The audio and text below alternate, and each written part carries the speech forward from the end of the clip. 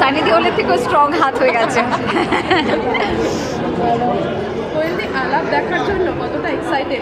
দেখো আমার অলরেডি দেখা হয়ে গেছে আলাপ, কারণ আমি যবে থেকে শুটিং হচ্ছে এবং তারপরে যখন পোস্ট প্রোডাকশন হচ্ছিল অফিসে, তখনই আমি ভীষণ এক্সাইটেড হয়েছিলাম দেখবার জন্য, কারণ গল্পটা আমার অলরেডি শোনা ছিল বলে অ্যাজ ইউজুয়াল। এবং তাদের কেমিস্ট্রি ইজ ফ্যান্টাস্টিক, অসম্ভব মিষ্টি একটা প্রেমের না একটা ওল্ড স্কুল গল্প, একটা ভীষণ মিষ্টি, দুজন দুজনের সঙ্গে কথা নয়, তাদের মধ্যে একটা ভীষণ নরম একটা মিষ্টি প্রেম, ওই ইনোসেন্সটা আছে, ওই সিম্পলিসিটিটা আছে প্রেমের মধ্যে, যেটা আমার কাছে আমার মনে হয় আমি মুগ্ধ হয়েছিলাম এই পুরো কেমিস্ট্রিটা দেখে। আর ভীষণ ভালো লেগেছে চাকিদার ছবি, মানে বয়স্ক যারা তাদের একটা আলাদা একটা ভূমিকা হয় আছে, যেরকম আমাদের যেটা হানিমুনে হয়েছিল সোহাগ মাসি দারুণ করেছিলেন, একই রকমভাবে এখানেও একটা ভীষণ সুন্দর একটা ট্র্যাক আছে, সেটা আগে থেকে বলবো না, কিন্তু অসাধারণ। তো আমার ছবিটা দেখে ভীষণ ভালো লেগেছে, তাই জন্য আমি মা বাবাকে ইনসিস্ট করেছি কিছুক্ষণের মধ্যেই আসবেন।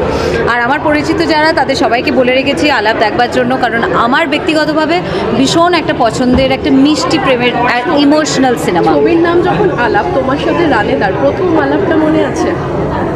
ওটা ভীষণ প্রফেশনাল বিজনেস, টাকা পয়সা নিয়ে আলাপ হয়েছিল, তাই জন্য সেটা নিয়ে বেশি বলবো না, ভীষণ কাট আলাপ আমাদের হয়েছিল, কিন্তু হ্যাঁ সেটা হয়েছিল, কিন্তু সিনেমার মাধ্যমে অনেক রকমভাবে আমাদের ইন্টারেস্টিং স্ক্রিপ্টস পাওয়া যায়, তাই জন্য খুব ভালো ভালো রোম্যান্টিক ছবি অনেকগুলো করেছি। তো তাই জন্য আমারও মানে যেহেতু আমি ফ্যামিলি ফিল্মস ভীষণ ভালোবাসি, তারপরে সফট ইমোশনাল ফিল্মস ভীষণ ভালোবাসি, এই ছবিটা আলাপ আমার ভীষণই মনের কাছের একটা ছবি হয়ে উঠেছে। একদম। আর একটা জিনিস আমরা যেটা বলি যে আলাপ করতে ভালো লাগে বা আলাপ জমাতে ভালোবাসি আমরা সবাই, কোয়েল কি কতটা আলাপী, কতটা লোকের সাথে? সেটা তোমরা বলবে, আমি কি করে বলবো, কিন্তু আমার মনে হয় জমাতে সময় লাগে উল্টো দিকের মানুষটার সাথে। আমার মনে হয় না, আমার যদি ভাইবস ম্যাচ করে আমার মনে হয় তখনই কথা হয়ে যায়, আর যদি না ম্যাচ করে তখন বেস্ট উইশেস মেন্টালি জানাই, কিন্তু হয়তো খুব বেশি আমার মনে হয় আমি নিজেকে খুব একটা ফোর্স করে কারোর সঙ্গে কথা, আমি একটু বেশি ইন্ট্রোভার্ট, কিন্তু আদারওয়াইজ আমার মনে হয় যখন কারোর সঙ্গে গল্প হয় তখন বেশ মজায় তাড়াতাড়ি আড্ডায় চলে যাই। Thank you.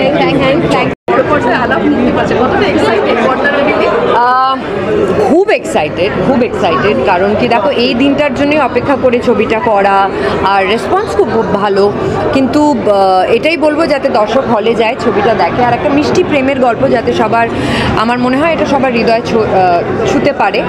So keeping my fingers ছুঁয়ে নিয়েছেন। আর এখন এই হোয়াটসঅ্যাপের যুগেও না দেখে তার অনুভব করা ভালোবাসা এরকম তো দেখা যায় না এখন তো সম্ভব না, কিন্তু মানে আজ থেকে 10-15 ইয়ার্স ব্যাক তো ব্লাইন্ড ডেটও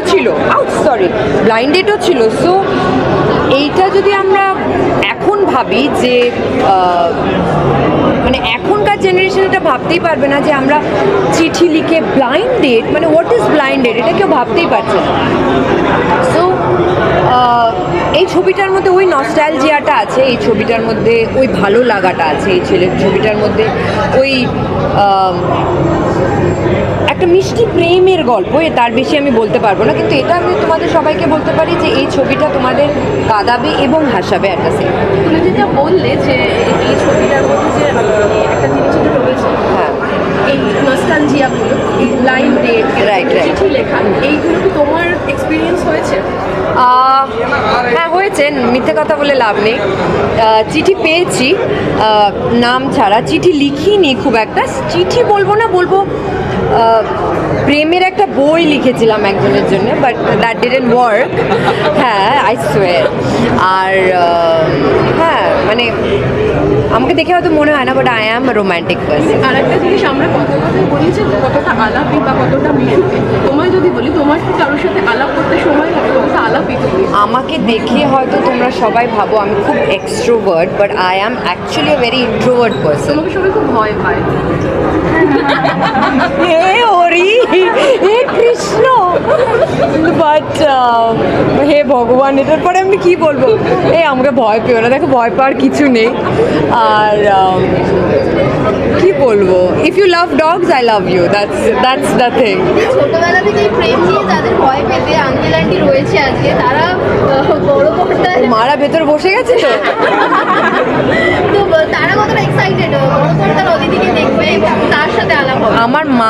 আমার মা স্পেশালি আমার সবচেয়ে বড় ক্রিটিক। তো মায়ের যদি কিছু ভালো না লাগে খুব পোলাইটলি আমাকে বলবে, মনে আমি না এটা বুঝতে পারলাম না। আর মায়ের যদি কিছু ভালো লাগে শি উইল বি রেকারিং, মানে she will be telling that why don't you do movies like this, এরকম কেন করো না। And she was really excited আলাপে। আমি আমার মায়ের সাথে গল্প করি যে এটা গল্প ওটা গল্প, তো আমার my mother loved it. And I hope মাদের জেনারেশনের লোকজনদেরও এটা পছন্দ হবে, কেন ওই মিষ্টিটা প্রেমটা আছে। আর ইভেন আমি আজকে আবিরটা এখনও পৌঁছতে পারিনি, because there is an emergency. He will be there by interval, তার আগেই চলে আসবে। সো আবিরটাও এটাই বলবে, কারণ আমরা দুজনেই এটাকে রিলেট করি। অ্যান্ড আবিরদা তো মানে সবার ফেভারিট, সো আই গেস সবার ভাল লাগবে। এটা আমি তোমায় জিজ্ঞাসা করলাম, তুমি কতটা আলাপি, তোমার কি আলাপ জমাতে সময় লাগে? দেখলে আমি ডজ করলাম কোয়েশ্চেনটা, ও তাও আবার ঘুরে ওখানে চলে এলো। মানে আমি সত্যি বলবো যে আমি নিজে থেকে গিয়ে কারোর সাথে আলাপ করতে পারি না, মানে সত্যি কোনো দিনই পারিনি। আর লোকে হয়তো ভাবে আমি গিয়ে বলে হাই হোয়াটসঅ্যাপ, এগুলো আমি একদমই করতে পারি না। কেউ যদি আসে আমার সাথে কথা বলতে, হাই ডেফিনেটলি আমার ভালো লাগে কথা বলতে, কিন্তু আমি একটু, তোমাদের হয়তো মনে হয় না আমি একটু লাজুক প্রকৃতির মানুষ।